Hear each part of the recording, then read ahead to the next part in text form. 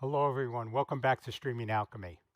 I'm John Mahoney, and on today's show, we're actually going to be talking with Ted and Aaron Kazmierczak. They are the founders of YALLY-LIGHTS, and they've got an incredibly interesting lineup of products, and we'll definitely dive into some of that. But before we go there, uh, I'd like to invite everyone, please, if you're watching and you have any questions or any feedback for us, just put them in the comments below, and we'll discuss them and answer them here during the show.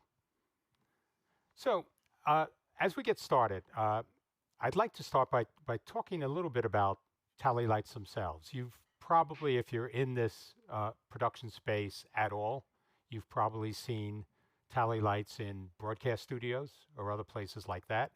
Uh, and really, they're designed to let the talent know what camera they should be looking at when they're in a production. So let me I think we have a little video which probably is a good overview where a tally light there under the camera shines red when that is the live camera, the one going on air, and the green light indicates that a camera is in preview mode. And having that green and red switch allows you, as somebody that's an on-air talent, to connect with the audience. You can look at the camera and you can get ready to know when you have to move to the camera in preview, you have a natural movement to turn your head and continue to talk in a more conversational way with people. So, without any further ado, I would like to welcome both Ted and Aaron to the show. Gentlemen, welcome to welcome to the Streaming Alchemy Show. It's good to have you here. Thank you, John, for having us. So, Thank you. I think, I mentioned that most people have probably seen YALLY-LIGHTS in broadcast studios, but the reality is they play a role in a lot broader space in the video production industry. You want to sort of talk about where you see YALLY-LIGHTS in the industry today? At the churches, schools, tech stations, tally lights, almost a lot of the studios around are now going to the tally lights because they're seeing that how useful they are. So, I mean, one of the things that when we looked at YALLY-LIGHTS in general is that it creates a more natural connection between the on-air talent and the audience. And especially with so much being done Okay, remotely, we think there's a great fit for that, where you want to make people aware of where to look. So the already disconnected feel between the remote person and the presenter can be narrowed somewhat. So Aaron. Absolutely. And we find so often, going into churches or schools that if you're doing a multi-camera shoot, you have, a technical director that's just sort of pointing at cameras, or a technical director that's talking to someone who's going to be pointing at cameras. And that's just not a workable solution uh, for most productions. And so introducing YALLY-LIGHTS into that really gives it a much more robust environment for you to be shooting, and like you said, have that natural movement, natural flow of the production. And there's also, cameras have come down in price. So where having a multi-camera setup would have been the purview of the big broadcasters, now anybody that is serious about making video probably has a multi-camera setup, at least at some level. Yes, yep, absolutely. And I mean, having a multi-camera setup, whether you're in a line looking for some sort of PTZ cameras, or even just shooting on multiple iPhones or smart pads or something, any of these, you get that environment of multi-camera shoot very easily and very cost effectively in whatever environment you're in. Yeah, and Ted, I know that when you started the company, there's sort of an interesting backstory to what sort of inspired you or motivated you to start up the company. I'd love you to share that, because that was a great story. yeah. Years ago, I had the big Magnavox VCH camera that you had on the shoulder. And I used to go to weddings, relatives or whatever, and I would shoot the whole wedding for them. And then at the end of the night, give them the tape and say, here's one of my gifts for you. And that was before you could charge $2,000 or $3,000 to do that for them. But my wife signed me up for a class at our PEG station, CMN TV. And the PEG station is a public educational and government station. And so it was a 10-week course. So we started off uh, learning about the equipment. We got into the studio, and the instructor said that we're going to do the studio work, but we don't have any tally lights. And I said, why not? And they said, we can't find anybody to make them work. And I said, can I try? And they said, yeah. And not knowing anything about it, I just did a lot of research, made up a controller, had to sign a lot of papers in case I blow up the television station. And we hooked it up and it worked. And so my thinking was, well, this is one station that needs help. How many more are there out there? And Aaron at the time was able to put me up a little quick website. And through the years, it's just developed, to what it is now. And I mean, I even just sold some tally lights to Russia up in the northern section, Siberia. And I didn't even know they had television stations in Siberia. So now you prove they work in the cold as well. But Yes. I love that story because I think there's a lot of people that see opportunities but are afraid to sort of grab them. And especially if it's something that you have a passion for. And I just love the fact that you saw this, had the skills, had the interest, and made a living out of it, made a career out of it, built a company. So I think that's great for people to hear that there are these cases where, yes, just pursue something. It's worth doing if you. And then this is an industry of a lot of small people, so it's not like you have to be, 1,000-person company to be taken credibly. Most of the people I know in this space get very big jobs with very small businesses that sort of underpin it. So Yeah, and I'm lucky because Tally Lights is not a big industry, and so when anybody looks up Tally Lights on the internet, I'm generally on the first page. so yep, and yeah. So actually, why don't we put up just if we have the URL, let's just put that up. So if anybody's interested, so we have that and the phone number. So that would definitely be something. Yes, it is a small industry, but I think it's actually there's a lot more to it than just turning on a light. And I think Aaron, you've sort of come at this from the software side. I did. After Ted came up with the solution of sort of, hey, here's how we can do this. We really said, well, we need to be programming this controller. So, doing microchip programming in order to get a controller to work, and then interacting into different switcher solutions. Each switcher approaches a tally signal different and how it's going to be sending that out. And so we just needed to be researching the software side on that, and then taking that and developing that into our standard USB controller, or expanding the line as we've gone on and on with it. As Tally and studios have changed, we've been following that. But yeah, the software side was a natural evolution. And since my background is in software, Yep. it was easy for Ted, my father, to approach me and say, hey, I got this idea. What can we do to make this work? And so, I took care of the software for him. He took care of building the hardware, and we made the two work together and shake hands and play nice, and we got an awesome solution that's out there and available.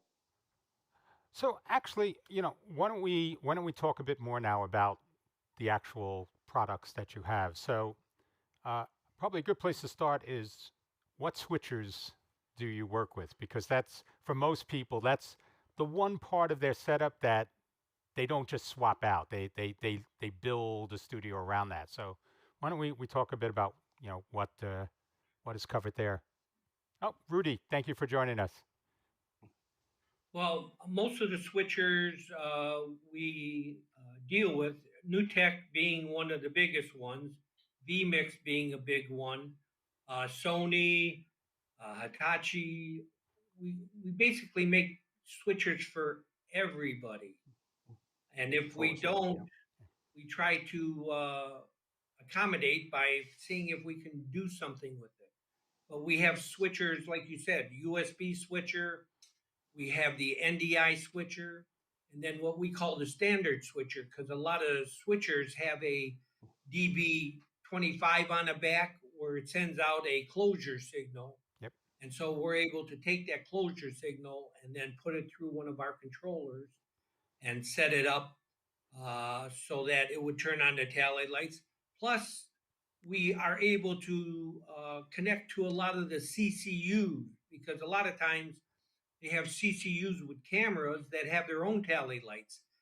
And so we're able to turn on and off that tally light through the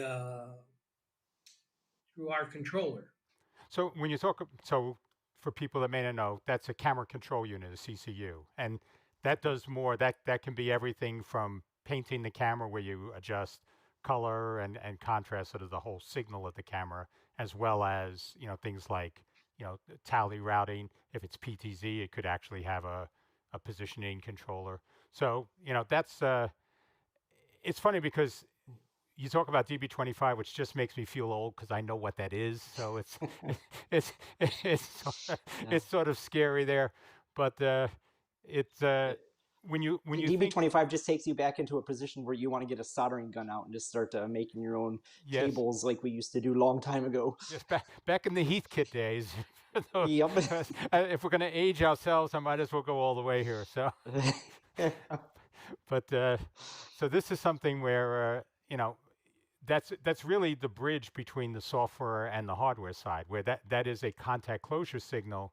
But as you now move to things like USB, what you were talking about, Aaron, that's now just bits. And so even though they're Exactly. kind of related, you still now need some sort of controller, some sort of physical hardware device to move those bits into the analog space where you're turning on a Exactly. Yep. light or you're changing a color or doing that sort of Yep. thing. Yep.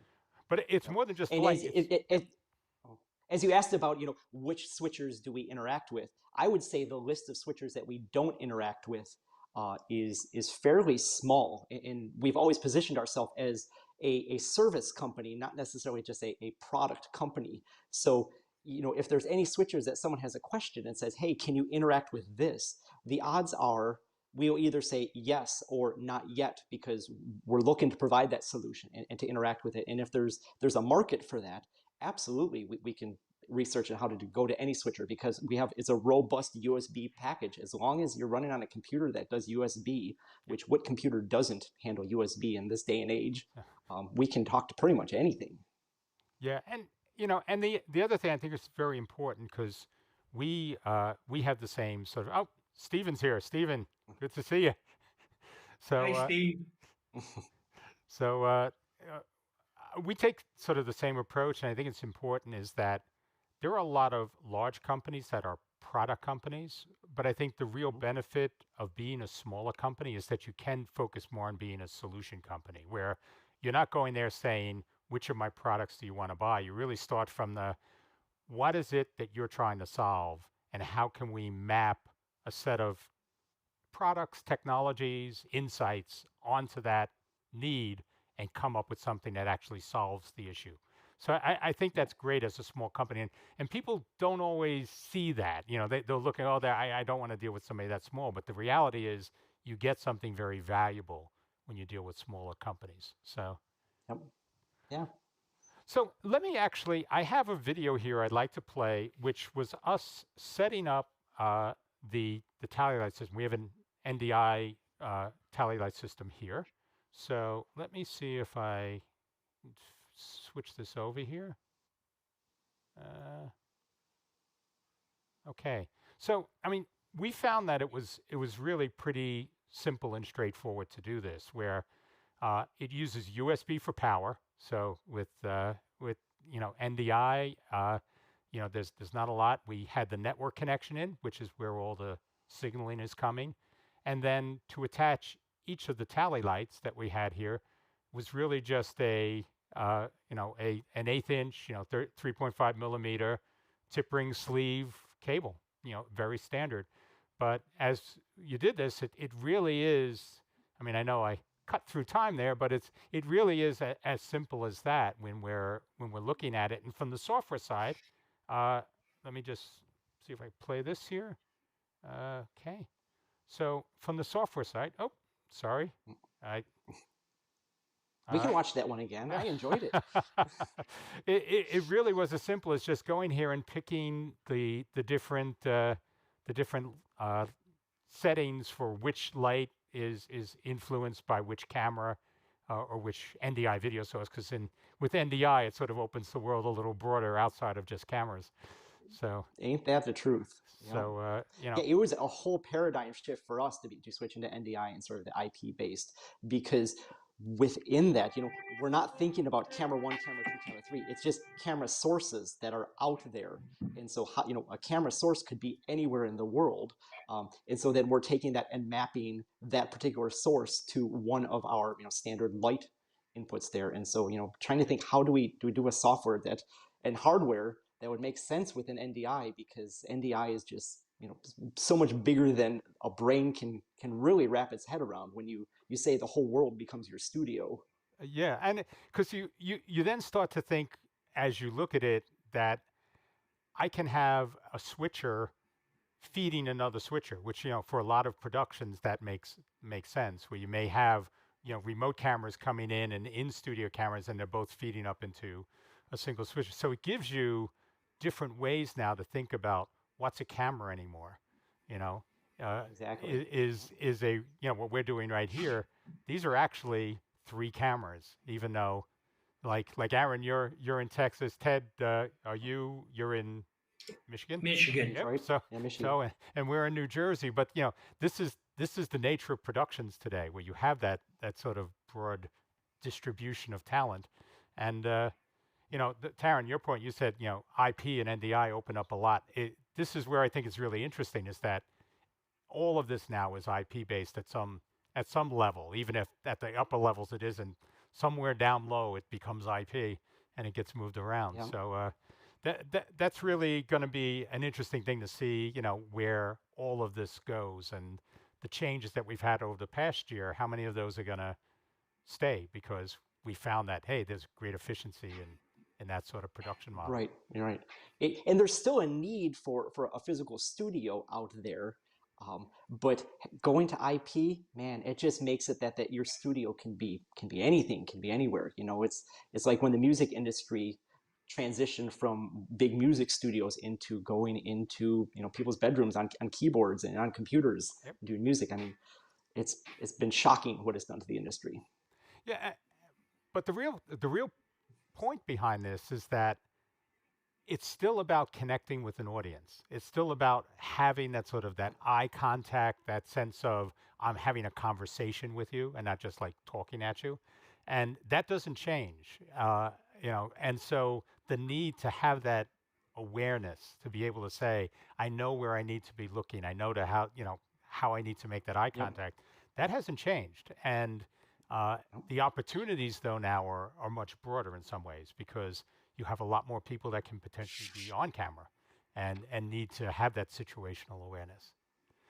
Yep. But Yep. so, That's true. you know, you actually have a lot of products. So, I mean, what I'd love to do is just jump through, for people who have all different setups.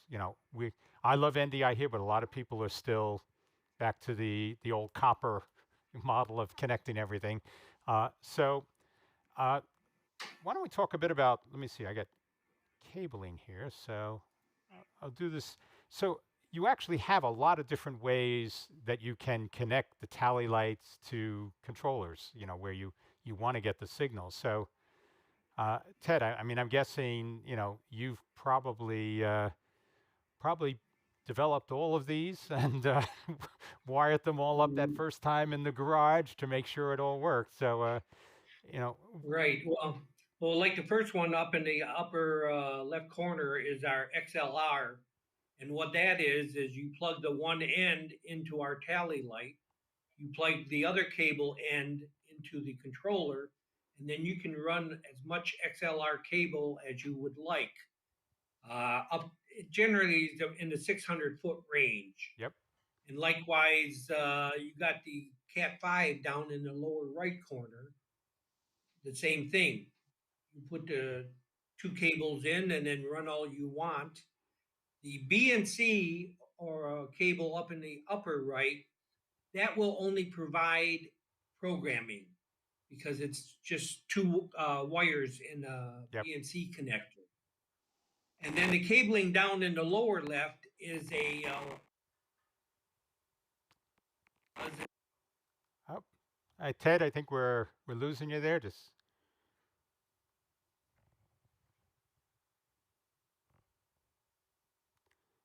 uh, okay, Ted. I don't hear you, Ted. So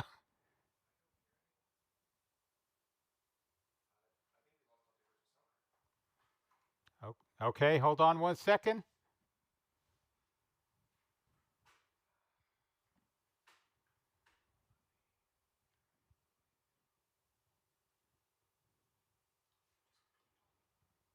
So I think we're taking a look. We may have a connection issue here, but we are we're trying to take care of that live. That's the advantage and beauty of going live here.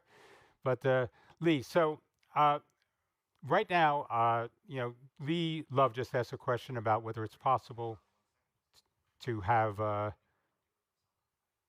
okay, so to have tally lights work over the internet. So that is something I know that when we get Ted back, we definitely want to talk about that. But so for yep, okay. So that's the question. So it is something that there are possibilities. I know that they've been doing some research into that. So later on in the show we'll definitely talk about that. Uh, so I am actually I'm being told that we we lost Dante Virtual Sound Card on one of our systems, so that's why we lost audio. So we are working to get that back. But so let me as we're as we're handling this in the background, one of the cool things that when we looked at tally lights in general is we started to add more cameras into our studio, and we started to also look at the number of things that we needed to keep track of, because for us now a camera isn't just something that's sort of picking me up in the studio here, but cameras can also be computer sources. So when is a oh yes, Stephen just mentioned you got to love IP. Yep, it's one of those things where you it opens up a world of possibilities, but also a world of potential other things to break in the world in the studio. But no, so we started to have to think about cameras as being sources everywhere. So so I think we actually have I think we have Okay. everybody coming back. So uh, give this a second here. Yeah. Okay. Oh, it's nice to be back. Uh, Can you gentlemen, hear me now? I can hear you now. so so Okay. Bring back that last picture up. I just wanted yep, to explain absolutely. on the cables. Yep. Yeah, the lower left-hand corner is a photo sensor cable. And what that is, it picks up a tallied light and then broadcasts it out to our tally light. And one of the biggest buyers of this is people who have the Blackmagic camera converter, Yep. which has the fiber optics on it. So they've got this big unit at the camera with two little LED lights. So our photo sensor will tape over one of their tally lights and then connects and turns on our big tally light. So I mean, one of the other things to think about is that a lot of people, like especially churches and other, pre-built setups, they may have cabling in the walls already, or things that were run. And so having these options, it isn't just a question of I'd really like XLRs or I like BNCs. It can often be I have, a 300-foot run that's going from the production booth to an altar, and I got to use that cable there because I'm not going to get the opportunity to run something else or pull that through a wall or over a ceiling. So I can see that as being having those choices can make a big difference for how easy it is for somebody to deploy this as well. And that's one reason why we've always positioned ourselves as a solutions provider before a hardware provider, because we want to work within the infrastructure that you have there. Like you said, if you have all this cabling there already, then let us work with you to figure out how best to utilize that's there already. Or if you don't have that, then we can come up with solutions that either run through like you said, the copper wire or a wireless solution or NDI, or we want to provide you what is the most robust solution for your environment. Yeah, well, you mentioned the wireless, and that sort of is a great a great segue because I think for a lot of people, wireless could be ideal, especially if you have like a clean line of sight. So why don't you talk a bit about the wireless side of this? Yeah, the wireless, like you said, is line of sight, so you can't go through cement walls or uh, steel walls and stuff. But you have you have to have one of our controllers, and then our controller feeds the transmitter, which is on the left hand side, and it sends the signal there, and then it goes out to the receiver, and the receiver can be 1,000 feet away. Wow. So that gives Right, you a lot and of then flexibility. Yeah. right, and then the transmitter comes with 50-foot cable, so when you plug into our controller, you can move within a 50-foot range to get your best line of sights to your camera. So let me just show this to you because I have a controller here. So let me see if we can take this. So a controller. I mean, you have ones that are not rack mounted, but this is a 1U rack mount controller, and all of the connection points that you're talking about that we sort of showed in the video, they're all along the back here. So you would basically be plugging in either a wireless controller or uh, the actual tally light cable into one of these camera BN 3.5 inch uh, TSRs and TRSs, and this would give you the ability then to really connect based on whatever topology you have. You could then be Right.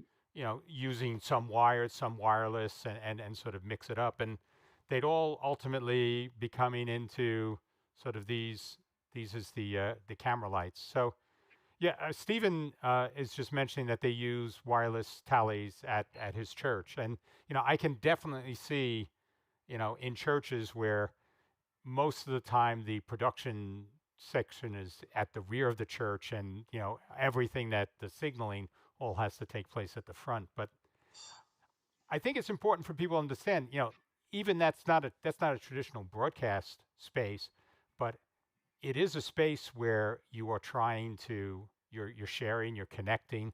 So again, that same thing of having that awareness, where do I look?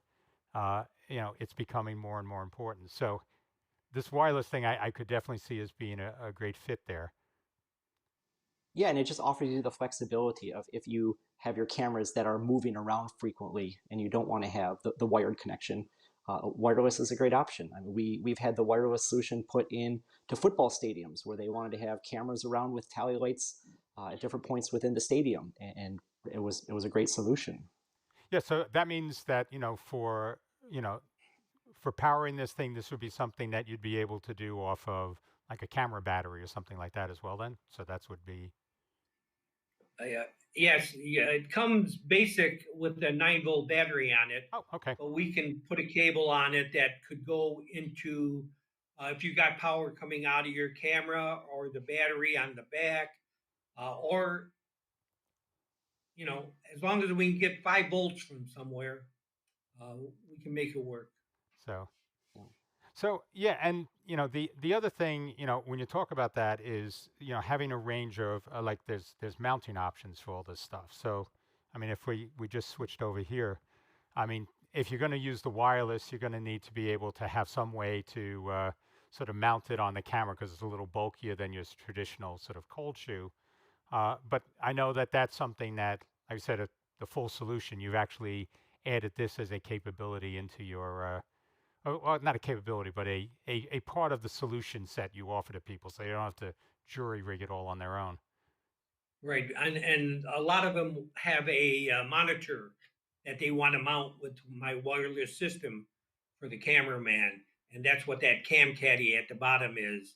It's 8 inches long, so you can put a monitor on that and our wireless receiver. And that looks like it has mounts at the top and the bottom, so you could like do the monitor at the top and lights in the receiver at the bottom kind of thing. Yeah, it's got ribs on both sides of it, so it's very flexible.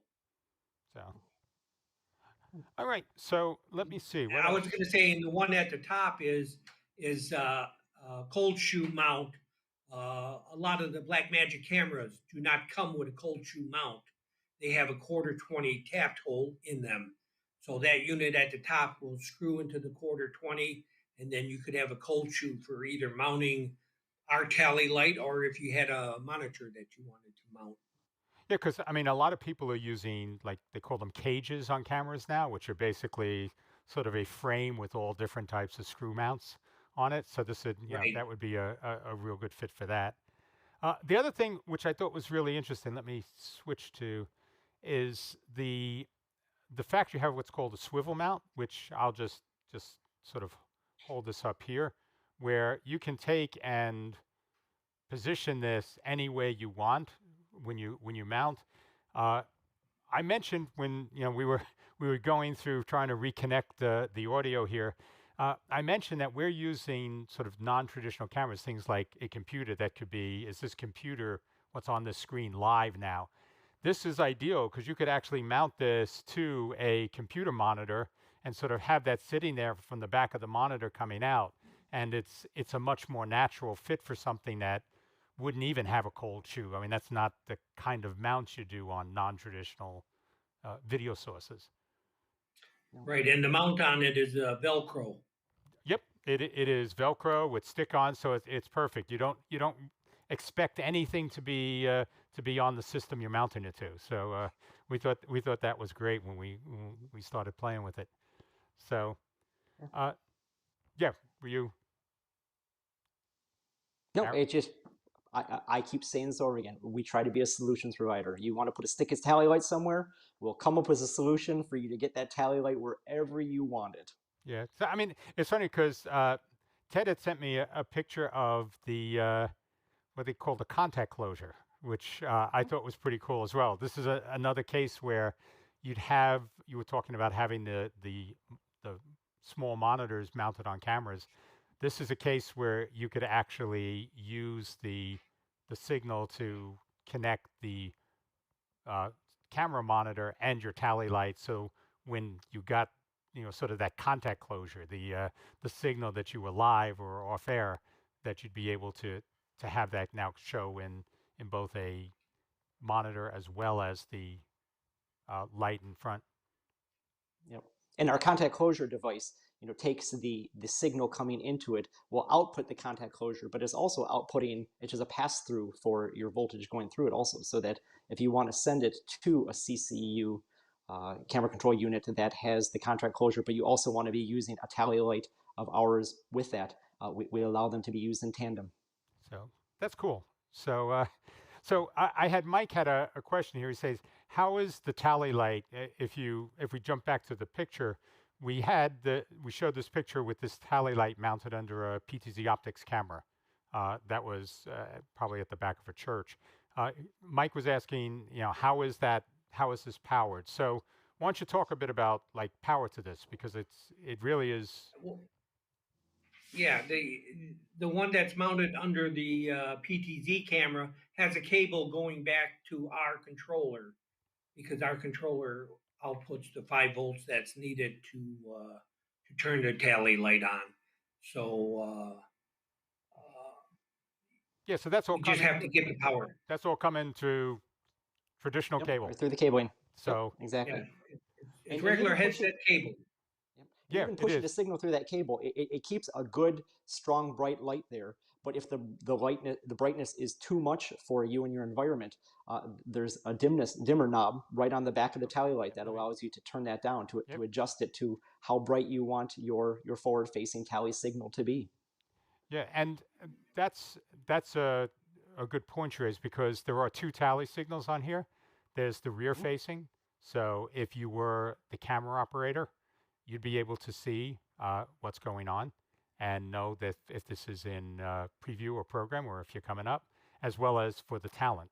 So you get both in this, and the front dims the talent view, but the backlight stays on.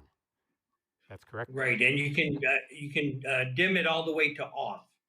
So in case you're in a situation where you don't want maybe a crowd to know that you are on, you could shut that tally light off, but have the tally light on for the cameraman.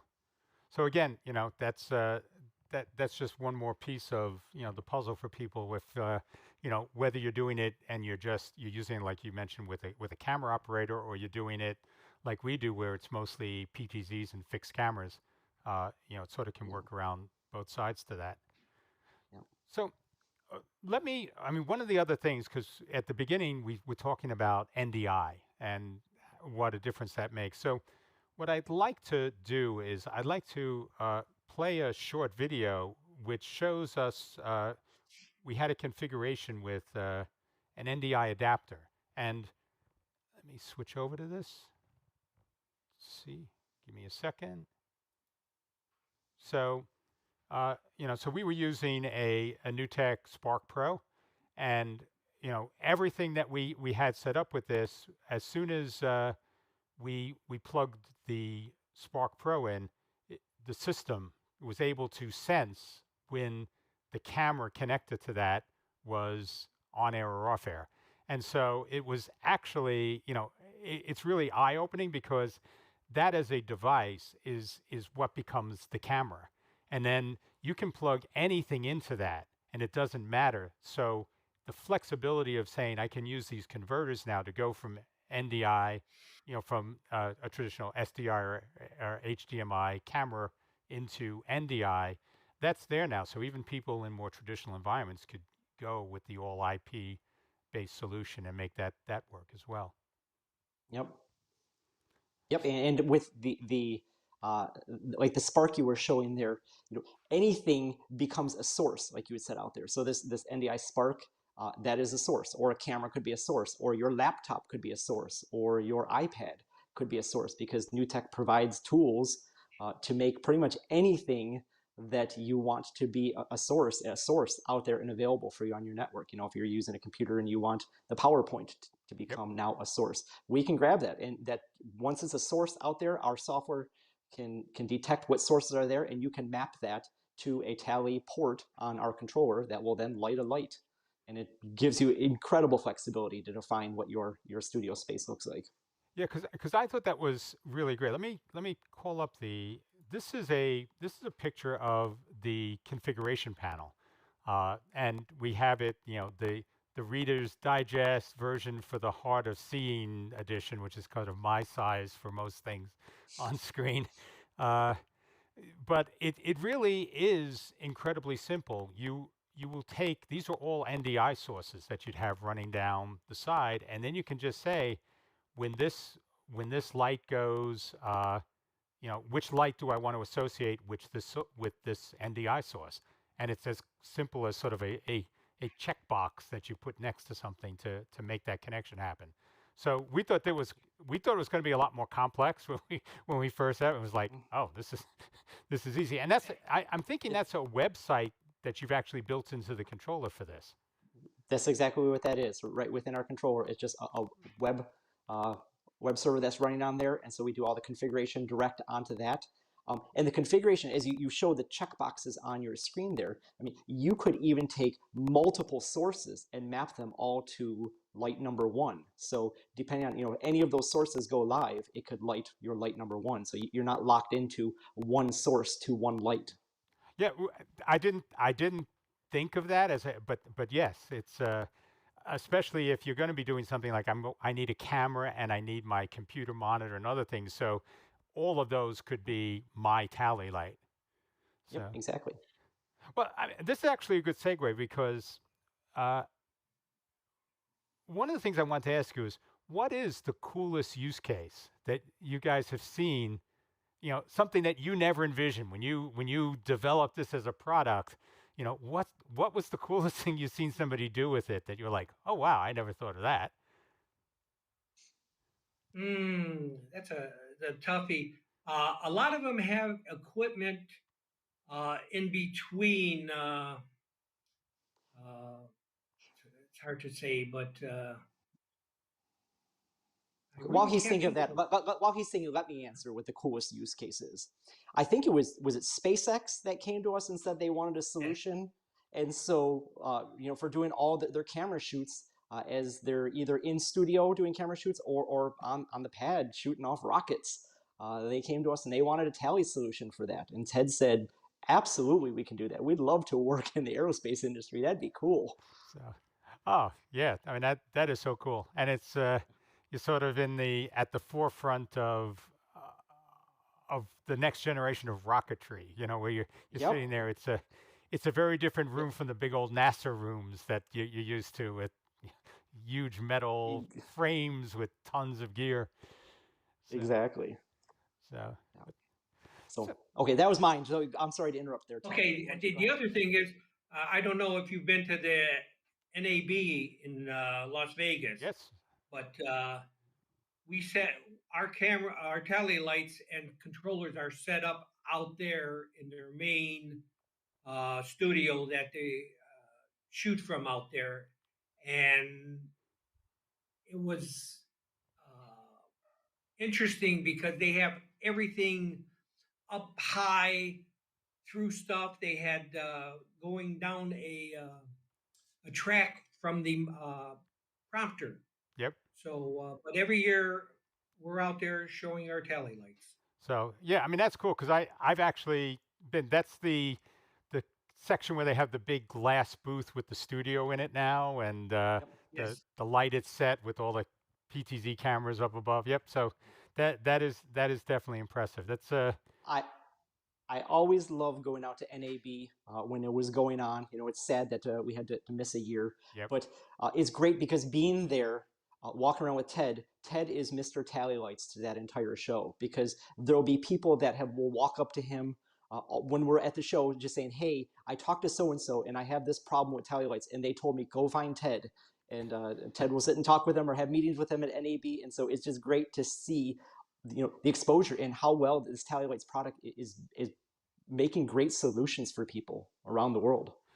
Yeah, I mean, I know when I asked it as sort of what was the coolest use case, but I agree with you.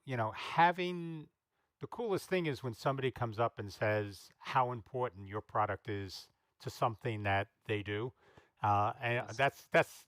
you can't beat that connection with. It's like that is great. When you get that. So I'll give that the prize for the coolest thing that we've talked about with tally lights. Absolutely. And another thing is, Rockets is.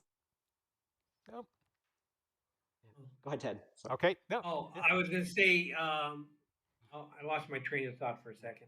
Uh-huh. Go ahead. No. So I mean, I think that's great. So I guess what I'd like to end with as we sort of wrap this is to if you look at a lot of productions today, now I know Lee Love, who's somebody that actually has moved to video from photography. He was asking about tally lights over IP and tally lights over the internet. So I know Ted had mentioned that there's some stuff that you guys are working on. So Ted, to the extent you'd like to share anything on that, Well, we're working on having our USB controller go over the IP, so you could have your studio in Los Angeles, and then have the control room in New York and be able to turn on and off the tally lights from New York and have them show up in California. So Yeah, I mean, keep abreast. in the corporate space, there's things called insert studios, which are basically like small single camera studios where an executive can go there and make an appearance on a show or participate in a conference. So I see not just the big studios, but coming back to sort of the accessibility of this technology now. I could see these insert studios using that all the time. So somebody knows as an executive, okay, I need to sit and talk. And then when I'm finished talking, I know I'm off air. And that sort of signaling plays there just as well as the big LA to New York distributed studios. Right. And one more thing that I thought of, all our stuff is 100% guaranteed. 100% guarantee that our system will work with yours, or if a tally light somehow busts through not abuse, we will replace it. So, well, I mean, I know that works because I see tally lights everywhere. Your tally lights. We go into clients so many times, and you just like you see this stuck on top, and it's iconic almost. You walk in, and oh, I know that. So, uh, so gentlemen, I'd like to sort of wrap this up. We'll stick around, for a little while after the show, and people if they have any other questions or whatever. But if there's anything I didn't get to cover or that you wanted to share, please feel free now. Well, No, I think we hit on everything. Yeah, just the fact of a lot of people go into studios or churches as schools and say, you know what, I'm not big enough to need tally lights. And regardless of the size of your studio or your production, tally lights is an incredible enhancement to that environment. And so just to contact us and to talk through what are the possible solutions we can come up with for you for that. It's shocking how we can increase the robust environment there. Even if you're going into church and you're saying, you know what, we're working in the church and we don't necessarily need to know when our cameras are live or not. And say, you know what, once a person knows which camera is live and can be speaking to that, especially since so many churches have gone virtual for this past year, Yep. It's an incredible enhancement to allow you to know what is live and what camera to be looking at. Yeah, I think you probably can't emphasize enough the impact that so many virtual things has on this industry, and the importance of having that sort of connection with people when you're doing that. Yep, absolutely. And why not get that connection through Mr. Tallylights himself and talk to Ted and let him come up with a solution for you? So, absolutely. So, Stephen just popped something up. He said, talk about how you can use the NDI module with the USB module if you happen to have the USB module to give you 12 cameras. Oh, that sounds interesting. Well, you can have the NDI controller because that looks at what your camera name is. Our USB controller has what camera is being output from the switcher. So you could have camera 1, 2, 3, and 4 being on USB, 5, 6, 7, 8 on NDI. So you have the capabilities of 16 cameras that way, but with NDI, the possibilities, I think, are endless. They really are endless. I mean, we're locked into providing 8 lights on an NDI controller, but there's no limit to the number of NDI controllers you put on a network because you're just monitoring sources and then outputting to the 8 light ports that are on that particular controller. But yeah, you could have an infinite number of lights in a studio available through NDI. So, excellent. So, if you both would be willing to hang around just a little bit longer, we'll sort of go to the after show and open it up if Sure. Anybody has any questions. But very good. All right. So John, thank you so much for this. This was a wonderful time. I really appreciate you making the time and for bearing with us with the technical difficulties we had here. Part of the fun of being live. But absolutely. So I just want to thank everybody that's been watching. As always, I genuinely appreciate you making the time to spend with us on Fridays. And if you'd like, please stick around and we can, discuss anything production related you'd like, anything Tally Lights related. And if you can't stick around, we'll see you all next week. Same social media channels, same time. So take care, everyone. Thank you.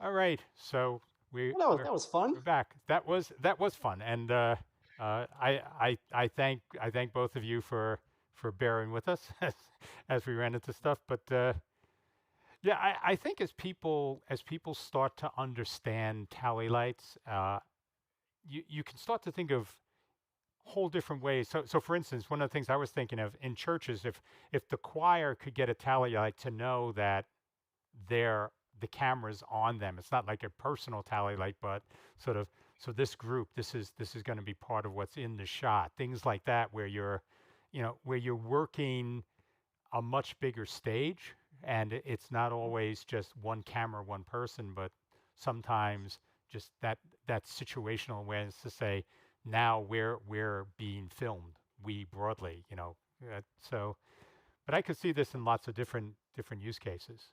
But And then Yeah. too, it works with a split screen. You have two cameras. You can have two tally lights on at the same time. so yeah, I mean that's the other thing. Either multiple sources into one tally light or multiple tally lights, so I can know you're picking up my PowerPoint presentation now, or you're just on me and you're using me as a video source. Because that's actually something we didn't talk about is that uh, this works even if you're in a multi-box. So right now, if we all had tally lights on as sources, we would all be on program, even though it isn't an isolated camera. So you get that capability as well, where it's coming to, in these types of shots, you're part of the composition on air. Yeah. So so when Ted, as sort of a little bit of a background here, you came from an engineering background, like. Yes, I used to do design on injection mold, Oh, okay. plastic injection mold that for making parts. And like I said, it was when I was made this first controller that I realized that hey, this could be a niche. And like I said, I've been in business for about 12 years. So this is all developed over the 12 years. And you'll notice when he says that he was in engineering, that is not electrical engineering. And so he's really had to do a lot of learning of how do electronics work and how all these components works because he's making circuit boards. We're programming microchips. We're doing all this stuff. So it was a big learning curve, but it's been good. So it's funny because I've talked about people. I've talked to people about this a lot, and that is engineering is a mindset. Mhm. It's not a technology, and it's sort of a way to decompose complex things into simpler things, and then solve those simpler problems and reassemble it. And that's sort of the Yeah. core of most engineering problems. So I Yeah. definitely appreciate that. I think if you're a good engineer, if you can think in an engineering way, you could go into any one of the disciplines and succeed. Yep. Yeah, I tell my wife that every time I rip walls out or do something construction wise at our house because she's like, You went to engineering school for like metallurgy, and you're not a builder." I'm like, hey, I know how process flow and things work, so we can figure this out. Yes, my problem isn't the engineering side, it's the scheduling side. So you sort of Hey, get like, there you go. yeah, I know I've Yeah. left that open for. It's not that I don't know how to close up the wall. Right. I, I just haven't had the 3 hours to close up the wall. So yeah, that's Yes. But thank goodness for the internet because a lot of my research is done on the internet of what I want to accomplish. And some of my circuitry I couldn't have done without seeing something similar or something I could use on the internet. So Mhm. that's been a big help for me. Absolutely. I mean, I think we all learn constantly anymore. You know, it's you say that like it was a help. I could not picture not having the ability to look something up right away. Like you Yep. just get a thought and it's like, oh, how would that work? And you just Right. go on checking it out right away. So it's Yeah. Right. so Yeah, and everything, since we're always on a time crunch to get done whatever projects we're doing. Like I said, my background is in software for automotive. And so there's a lot of times I come up to problems that I need to attack with software. And I'm like, someone else has to have done something similar. So let me see what's published out there. And then, take whatever that software piece is yep. and change it into what I need and then go with it. And, same thing with YALLY-LIGHTS, same thing with all of life. I mean, that's the cool thing we talked about with engineering. It doesn't have to be in your field necessarily. Sometimes you'll just see Sure. somebody else solve this, and I can pull the solution framework and just apply it over here. So it's cool that way. Yeah. Yep. So, Yeah. all right, gentlemen, I really appreciate you making the time today. Absolutely. Okay. No questions. We don't have any other questions, so I think We got questions from Steve Haywood, and that's always awesome to see his name pop up there. So so so so this will this is up on YouTube and as yeah, well as Facebook. And what we have found is that YouTube is really when people go back and search for stuff, that's where we get found more than anything else is sort of on YouTube. So hopefully anybody who wasn't able to see this either will see it through the groups in Facebook or they'll find it on YouTube. So I was going to awesome. say too, when you post it, are you going to post tally lights in the name? Because on YouTube, if you search just tally lights, we have a lot of our programs that are on, etc. So So if you let me know what would be the best way to make it discoverable for you, I will do it. But we would normally do tally dash lights because we Yep, yep, see that that's as great. the unique name. that'll work. So Awesome. Thank you, John, for inviting us and for making time for this and making it happen. It's great for us and fun to be a part of this with you. absolutely. So thank you both. Take care, guys. Awesome. Okay, Thank you. we'll be in Have a touch. great day. Absolutely. You take care. Thanks.